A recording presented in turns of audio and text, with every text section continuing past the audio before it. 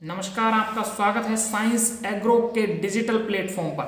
देखिए, आज जो हम बात करने जा रहे हैं वह वायरस के बारे में बात करने जा रहे हैं कि वायरस क्या होता है। देखिए, वायरस है जो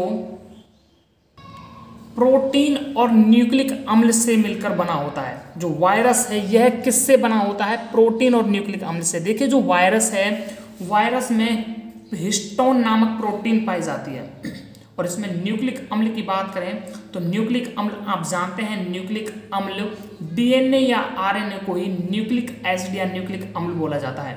डीएनए में डीऑक्सीराइबोज शर्करा होती है और आरएनए में राइबोज शर्करा होती है। देखिए, पहले जो वायरस को संक्रमित जीवित तरल के रूप में प्राप्त किया गया था, अर्थात इसे द्रवित अवस्था में सबसे पहले प्राप्त किया गया था। वायरस जो वर्ड है यह है विष के कण अर्थात जहर से लिया गया है। जहर के जो कण होते हैं उन्हें ही वायरस बोला जाता है। हम बात करते हैं विषाणु का अध्ययन। देखिए, जो विषाणु का जो अध्ययन किया जाता है वह वायरोलॉजी के अंतर्गत किया जाता है। वायरोलॉजी अर्थात विषाणु विज्ञान के अंतर्गत। देखिए, जो वायरोलॉजी है यह किसकी शाखा है? ये जो ब्रांच है यह सूक्ष्म जीव विज्ञान अर्थात माइक्रोबायोलॉजी की एक ब्रांच है। देखिए, हम बात कर लेते हैं विषाणु की खोज।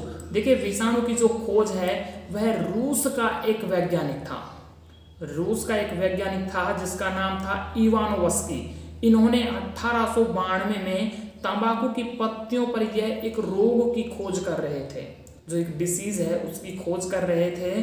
तभी इन्हें वायरस की खोज का पता चला, इसलिए इन्होंने वायरस की खोज की। लेकिन फादर ऑफ वायरोलॉजी, जो विषाणु विज्ञान के जो जनक हैं, वह बिंजेरिक को बोला जाता है। बिंजेरिक ने इसे वायरस बताया।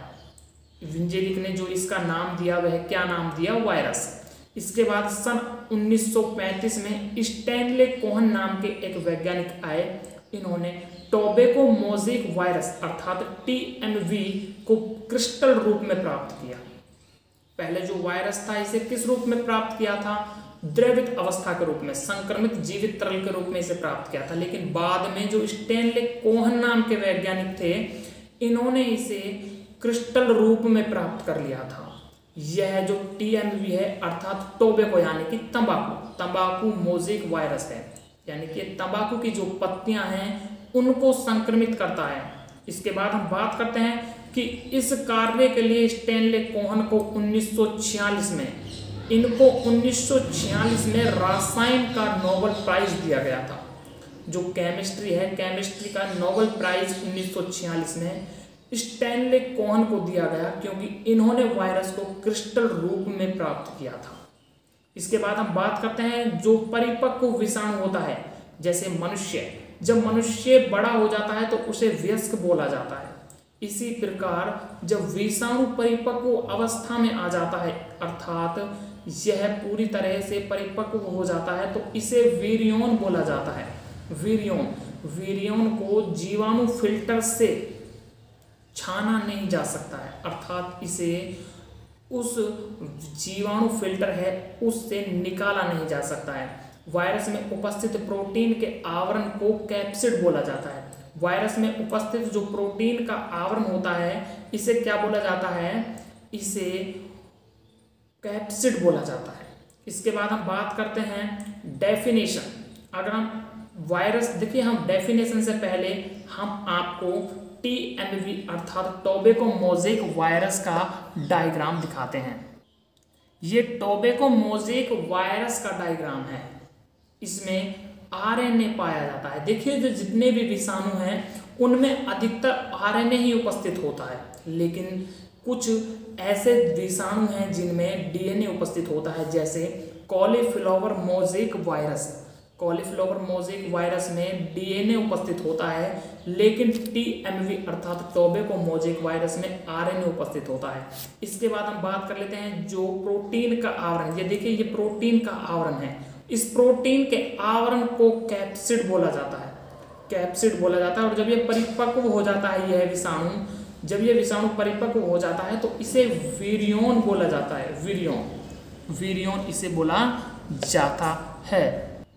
इसके बाद हम बात करते हैं वायरस अर्थात विषाणु की परिभाषा के बारे में। देखिए विषाणु की जो परिभाषा है, विषाणु अति सूक्ष्मदर्शी कण है, मतलब इसे नंगी आंखों से कदापि नहीं देखा जा सकता है, अर्थात इसे सूक्ष्मदर्शी अर्थात माइक्रोस्कोप से ही देखा जा सकता है। जो विषाणु होते हैं ये प्रोटीन के द्वारा घिरे होते हैं, यह प्रोटीन के द्वारा घिरे कण होते हैं। ये अविकल्पी परजीवी होते हैं, अविकल्पी परजीवी होते हैं और जीवित कोशिकाओं में गुणन करते हैं। जो जीवित हैं उन कोशिकाओं में यह क्या करते हैं, गुणन करते हैं। देखिए जो वायरस है, वायरस को सजीव और निर्जीव के बीच की योजक कड़ी माना जाता है, क्योंकि यह सजीव जैसे ही इन्हें पोषित माध्यम प्राप्त होता है तो यह स्वतः ही जीवित अवस्था में आ जाते हैं, अर्थात ना तो इन्हें मृत बोला जा सकता है और ना ही इन्हें जीवित बोला जा सकता है, अर्थात यह निर्जीव और सजीव के बीच की योजक कड़ी है। हम बात कर लेते हैं आनुवांशिक पदार्थ, जो जेनेटिक मैटेरियल है वो इसमें डीएनए या आरएनए होता है। हमने आपको बता दिया है डीएनए या आरएनए में से इनमें से केवल एक ही पदार्थ उपस्थित होता है। अगर वायरस में डीएनए उपस्थित होता है तो उसमें आरएनए अनुपस्थित होगा, अगर आरएनए उपस्थित होता है तो उसमें डीएनए अनुपस्थित होगा, अर्थात इनमें से केवल एक ही जेनेटिक मैटेरियल प्राप्त होता है। अब हम बात कर लेते हैं इसके डायग्राम के बारे में। देखिए जो आरएनए है, आरएनए, यह आरएनए आपको दिखाई दे रहा है। उसके बाद प्रोटीन के जो खंड हैं उन्हें कैप्सोमियर बोला जाता है और प्रोटीन का यह पूरा आवरण है, इस प्रोटीन के आवरण को ही कैप्सिड बोला जाता है। देखिए जो विषाणु होते हैं यह नॉन सेलुलर अर्थात अकोशिकीय होते हैं। जो विषाणु होते हैं यह नॉन सेलुलर होते हैं, इनमें कोशिका नहीं पाई जाती है।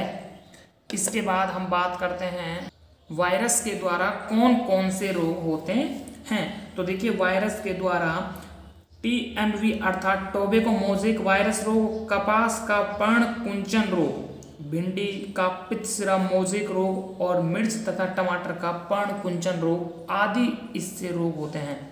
ये अविकल्पी परजीवी होते हैं जो जीवित कोशिकाओं के अंदर क्या करते हैं, गुणन करते हैं।